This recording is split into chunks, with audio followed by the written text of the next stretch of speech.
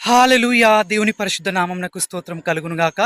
మనలో చాలామంది ఎవరైనా మనకు సహాయం చేయాలంటే, వారి ఫేవర్ పొందుకోవాలంటే, మనము వారికి ఏది ఇష్టమో, ఏది ఇష్టం లేదో తెలుసుకొని అవే చేసేవారిగా ఉంటామండి. మనుషుల ఫేవర్ పొందుకోవడానికి, వారు మనకు సహాయం చేయడానికి మనము వారికి ఏది ఇష్టమో, ఏది నచ్చదో తెలుసుకొని చేసినప్పుడు, మనము దేవుని ఫేవర్ పొందుకోవాలంటే, ఆయన మన జీవితంలో కార్యం జరిగించాలంటే, మనము దేవునికి ఏది ఇష్టమో, ఏది అసహ్యంలో తెలుసుకునే వారిగా ఉండాలి.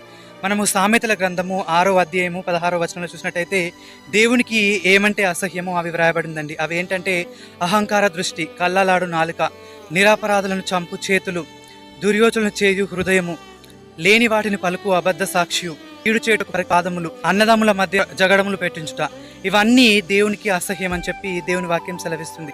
కాబట్టి ఒకవేళ ఇలాంటివి మన జీవితంలో ఉన్నట్టయితే వాటిని విడిచిపెట్టి మనము దేవుణ్ణి క్షమించమని అడిగినట్టయితే దేవుడు మనల్ని క్షమిస్తాడండి.